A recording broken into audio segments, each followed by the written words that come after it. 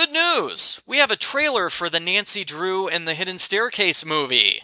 I would share it in this video, but I don't know if that's legal or not. So I'll use screen caps in this video and leave a link to the full trailer in the description. It starts with Nancy Drew skateboarding through town. I know some people have complained about this, but I actually like Nancy's skateboarder look. It's new and it's different. It's not as uniquely stylistic as Nancy's wardrobe in the 2007 movie, but it's still good. She still looks like a great person. Definitely the kind of girl that I would have wanted to hang out with when I was in high school. So thumbs up, I like it.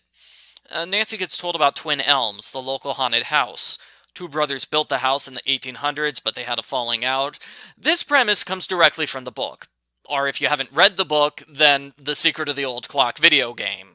I'm glad they're being faithful to the source material, because it's a good story. There's a reason it stayed in print for 89 years, so I'm glad that they're following the book instead of just taking some unrelated thing and slapping Nancy Drew on it. That would have been awful. There are some spooky moments as Nancy explores the house. With her is an older woman who talks about the house. I assume that's Flora Turnbull, who owns the place. There's also a blonde teenager who I'm told is Helen Corning. Helen appears to be a mean girl type who doesn't like Nancy. Until I get official confirmation that her name is Helen Corning, I'm going to pretend she's Deirdre Shannon.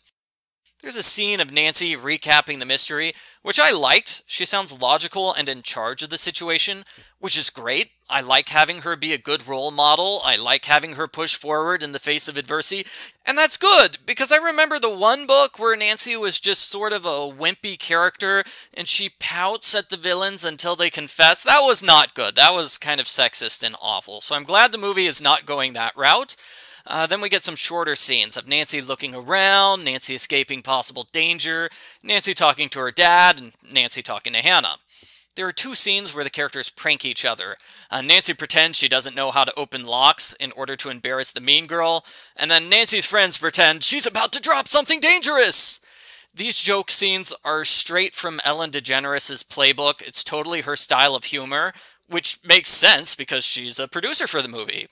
And then finally, we have a scene of Nancy being unable to drive on Baker Street. That is a nice Sherlock Holmes reference. Overall, the trailer makes the movie look good.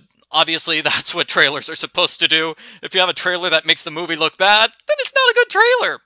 So it looks like a good movie. I wouldn't mind taking my stepdaughter to see it. The best part about the trailer is that it gives a release date. The movie is coming out March 15th, which is less than 2 months away. I sure wish other Nancy Drew companies had specific release dates for their products.